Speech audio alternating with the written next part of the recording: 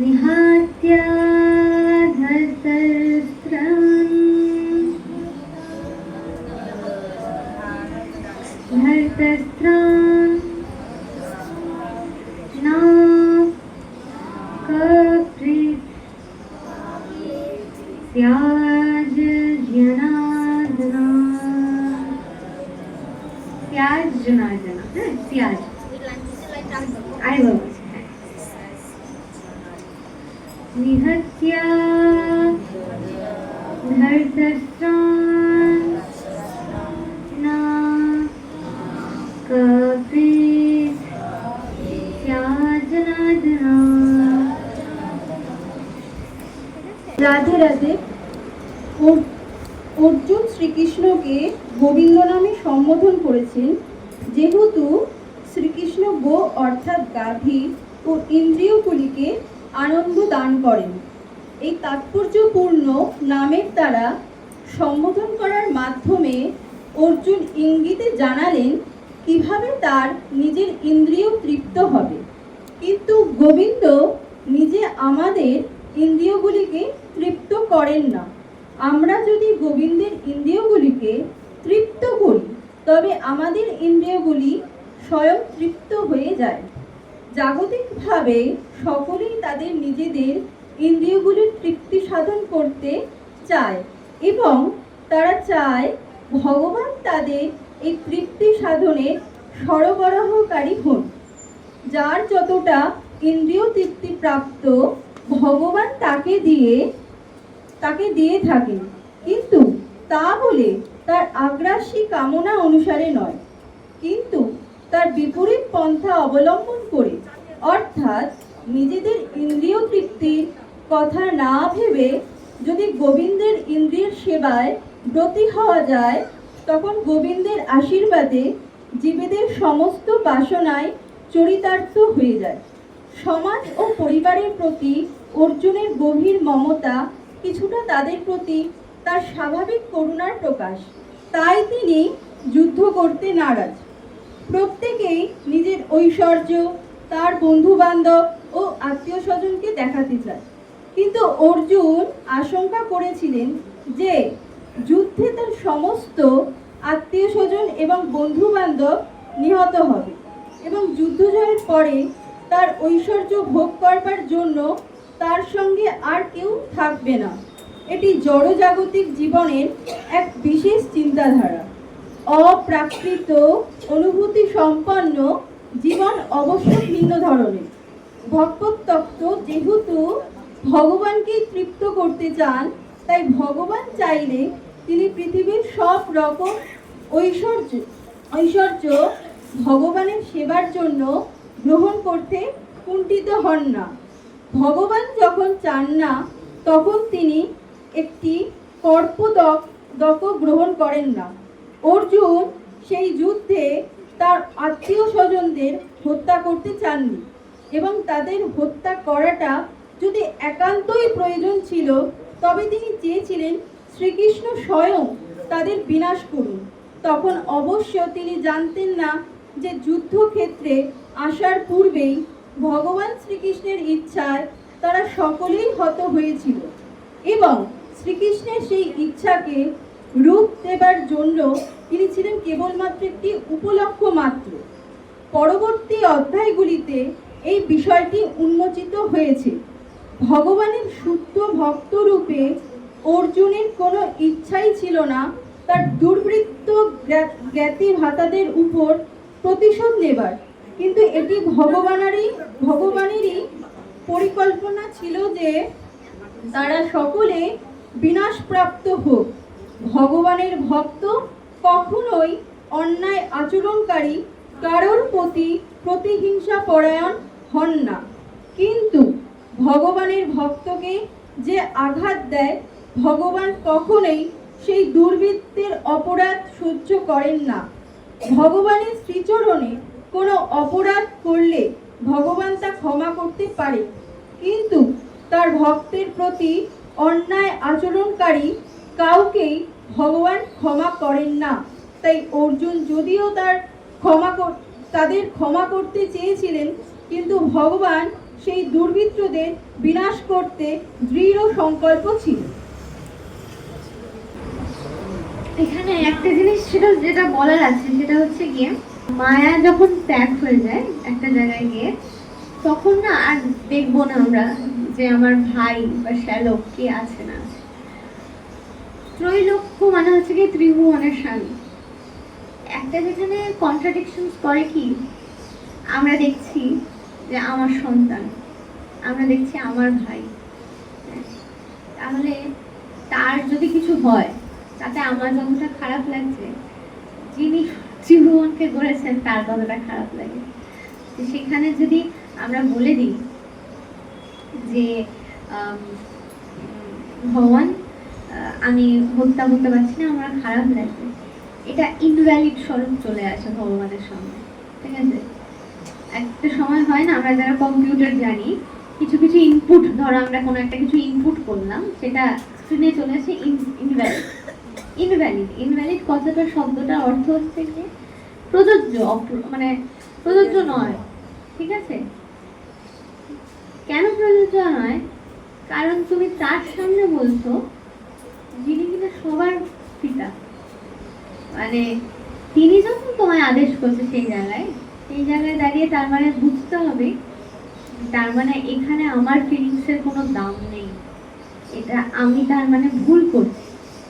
সেই জায়গায় যখন অর্জুন বলছিল যে ত্রৈলোক্য রাজ্যস্ব ত্রিভুবনেশ্বর, আমার এই রাজ্যত্বের কোনো দরকার নেই, আমার ভাই, আমার শ্যালক, আমার প্রপিতামহ, হ্যাঁ, পিতৃতুল্য মানুষদের আমি হত্যা করতে পারবো না। এই জায়গায় ভগবান শ্রীকৃষ্ণ খুব তো মানে মানে সত্যি কথা বলতে গেলে একটু রেগে গেছিলেন হালকা করে, যে এটা ইনভ্যালিড আমার সামনে বলছো। কারণ তুমি যে মায়াটা করছো, আমি যখন সর্বস্ব লোকের পিতা হয়ে মায়া ত্যাগ করতে পারি, সেই জায়গায় তুমি কে? সেই না, তুমি নিমিত্ত মাত্র, তোমাকে নিয়ে আমি খেলাটা সাজিয়েছি। আর ওদের যদি হত্যা না করতে পারো, তার মানে তুমি এক কথায় বলতে গেলে মেরুদণ্ডহীন। আর তুমি যদি না বোঝাও পৃথিবীতে, তাহলে তোমার কর্ম নেই, তোমার কোনো উদ্দেশ্য নেই এই পৃথিবীতে কিছু রেখে দেওয়া। এখানে অর্জুনকে ভগবান দাঁড় করিয়েইছে শুধুমাত্র এটা বোঝানোর জন্য, তাকে দিয়ে আমাদেরকে ন্যায় এবং অন্যায়ের বিচার করার জন্য। এটাই হচ্ছে গিয়ে এখানকার একটা মুখ্য ব্যাখ্যা, যে কন্ট্রাডিকশন আসছে যে যখন অর্জুন বলছে না শ্রীকৃষ্ণকে যে আমার খারাপ লাগছে, আমার নিজের শ্যালক, নিজের বলতে কি আছে তোমার? তুমি যদি তুমি বলো ভগবান শ্রীকৃষ্ণের সামনে যে আমার নিজের লোক, তাই তো তার সবচেয়ে বেশি নিজের লোক, কারণ তিনি সবই সৃষ্টি করেছেন, তাই না? তার তো সবচেয়ে বেশি খারাপ লাগার কথা। সেখানে উনি কাল হয়ে দাঁড়িয়েছেন ওই অন্যায়ের বিনাশ করার জন্য, তাহলে তুমি কেন করতে পারছো না? এটাই প্রশ্ন। ঠিক আছে, এটা আমাদেরকে নিজেদেরকেও প্রশ্ন করতে হবে। যখন আমরা বলি না যে ভগবান তুমি আমার নিজের মানুষকে এত কষ্ট দিলে কেন, হ্যাঁ, তোমার কি কষ্ট হচ্ছে না? ভগবানেরও কষ্ট হচ্ছে, কিন্তু তাকে সেই সময় সেই শাস্তিটা দেওয়াটা খুব দরকার, খুব প্রয়োজনীয়, না হলে সে ভালো হবে না। এইটুকু এটা হচ্ছে গিয়ে ব্যাপার। আর আরেকটা জিনিস হচ্ছে কি, এখানে একটা জায়গায় বলেছে যেটি এটি জড়জাগতিক জীবের এক বিশেষ চিন্তাধারা। ঠিক আছে, এটার মধ্যে কিন্তু মোহ জড়িত আছে, তাই না? যেখানে অর্জুন বারবার করে বলছে যে আমি রাজ্য নিয়ে কি করব, রাজ্য দেখার জন্য কেউ নেই, রাজ্যকে কোনো কিছু অ্যাচিভমেন্ট করার পর আমার নিজের এই উৎসবটাকে মধ্যে আনন্দ করার কিছু নেই। তুমি অনাদিরাদির গোবিন্দ, সচ্চিদানন্দ গোবিন্দ, যে কিনা মানে আনন্দের হচ্ছে গিয়ে পর্বত, আনন্দের শিখর, তার চরণে দাঁড়িয়ে তুমি বলছো তুমি আনন্দ পাবে না, তাহলে এগুলো তো কথাগুলো ইনভ্যালিড।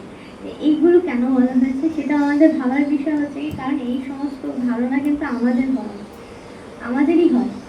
আমরা মানুষ রূপে এসেছি, অর্জুনের দ্বারা কিন্তু আমরা নিজেদেরকে চিনছি, তাই না? অর্জুনের দ্বারা কিন্তু আমরা নিজেদেরকে বোঝার চেষ্টা করছি যে এই আনন্দগুলো, আমরা অনেক সময় বলি না যে অনেকেই দুঃখ করে আমার মা নেই, বাবা নেই, আমার এই নেই, সেই নেই, তাহলে আমার এটা করে কি লাভ?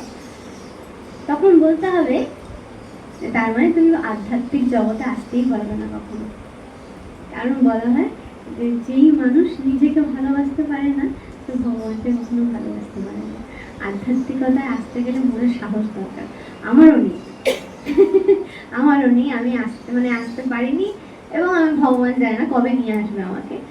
তবে এখন অব্দি আমি এটা বলতে পারি যে আমিও সেই অর্থে সেইভাবে কিছুই বুঝি না এবং কিছুই জানি না, এবং আধ্যাত্মিক পথে আসার জন্য সেই পরিমাণ সাহসও নেই। কিন্তু সেটা যেটা বলার বিষয় সেটা হচ্ছে কি, আধ্যাত্মিক পথে আসার জন্য সাহস দরকার, প্রচন্ড সাহস দরকার। কারণ যেই জীব নিজেকে ভালোবাসতে পারে, আর নিজেকে ভালোবাসা মানেই হচ্ছে যে ভগবানকে ভালোবাসা। কারণ তুমি যখন বুঝতে পারবে, আত্ম উপলব্ধি করতে পারবে যে আমার কেউ নেই, মানে কি সত্যি তোমার কেউ নেই। তোমার যদি কেউ থেকে থাকে তাহলে শুধু গোবিন্দ আছে, সে কিনা তোমার ভেতরেই বাস করছে কোনো একটা জায়গায়, তাকে জাগ্রত করতে হবে। তখনই তোমার আধ্যাত্মিক চেতনা স্বরূপভাবে তোমাকে জাগরণ করবে, সেখান থেকে তোমার সূত্রপাত ধর্মের পথে আসা। এই কথাগুলো খুব ইনভ্যালিড। এগুলো কেন বলা হয়েছে, কেন জানাচ্ছি, সেটার কারণটা হচ্ছে কি এটাই, এই সব কিছু আমরা ফেস করি জীবনে। যা যা অর্জুন ফেস করছে, যা যা অর্জুন ফেস করবে, আমরা এর পরবর্তী পর্যায়েও যা যা আমরা দেখবো, সেগুলো সবাই আমরা ফেস করেছি সংসারে এসে, ঠিক আছে? কিন্তু সেটাকে কাটিয়ে ওঠার জন্য ভগবান শ্রীকৃষ্ণ পথ দেখিয়ে দিয়েছেন গীতার মধ্যে। তাই গীতা পড়া উচিত, গীতা জানা উচিত। তাহলে এই শ্লোকটা মোটামুটি বোঝা গেল। এবার উচ্চারণে যাই না। রাধে রাধে। এখানে বলেছে যে অর্জুন সেই যুদ্ধে তার আত্মীয় স্বজনদের হত্যা করতে চাননি, এবং তাদের হত্যা করাটা যদি একান্তই প্রয়োজন ছিল তবে তিনি চেয়েছিলেন শ্রীকৃষ্ণ স্বয়ং তাদের বিনাশ করুন।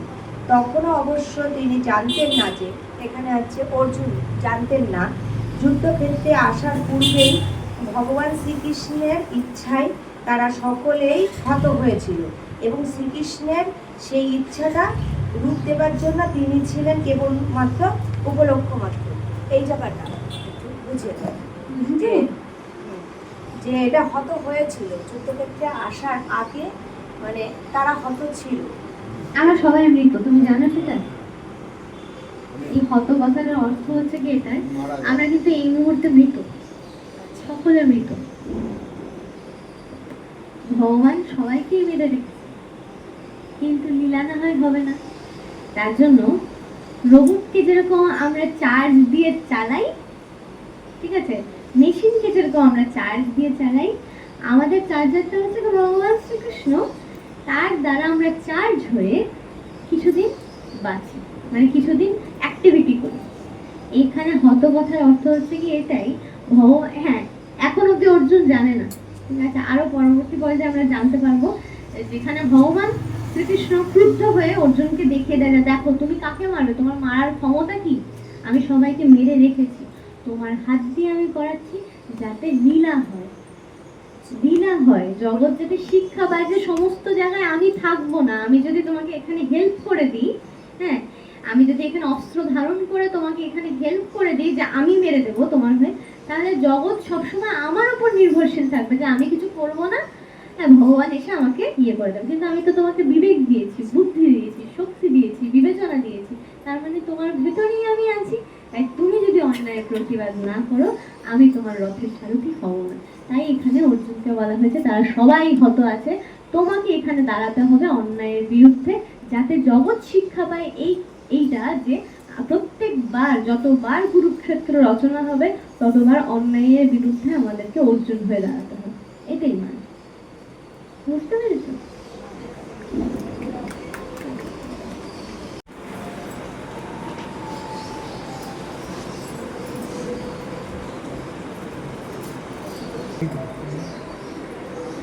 अपि त्रैलोक्या राज्यस्य हेत किन्नु महिष्यते।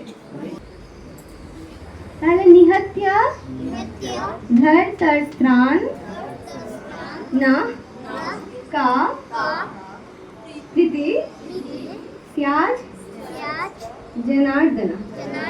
নিহাতিয়া ধর্তস্ত্রাণ না কা পিরি না, এটা হবে প্রীতি প্রীতি, হ্যাঁ প্রীতি একটা হ আছে, হ্যাঁ বিসর্গ আছে যেহেতু, এটা প্রীতি স্যাজ জনার্দনা হয়েছে। ত্রৈলোক্য রাজ্যস্য, এই কথাটার সমস্তটা হচ্ছে গিয়ে মিনিংটা হচ্ছে গিয়ে হে ওপি। ওপি কথাটার অর্থ হচ্ছে গিয়ে তোমার অপি বা ওপি, যেটাকে বলো তোমরা যেভাবে। অপি হচ্ছে গিয়ে ওই সম্বোধন, হে হে বলা হয়, ওই বা হে। ত্রৈলোক্য রাজ্যস্য মানে হচ্ছে গিয়ে ত্রিলোক্যার যে মালিক, রাজ্যস্য হচ্ছে কি আমার রাজ্য। হ্যাঁ, এখানে হে তো কিন্তু আমি মহিকৃতে মানে হচ্ছে কি আমার সম্বন্ধীয় যারা আছে তাদেরকে আমি হত্যা করতে পারছি না, ঠিক আছে। নিহাতিয়া মানে হচ্ছে কি আমি হত্যা করব না, ঠিক আছে। ধর্তস্কিম না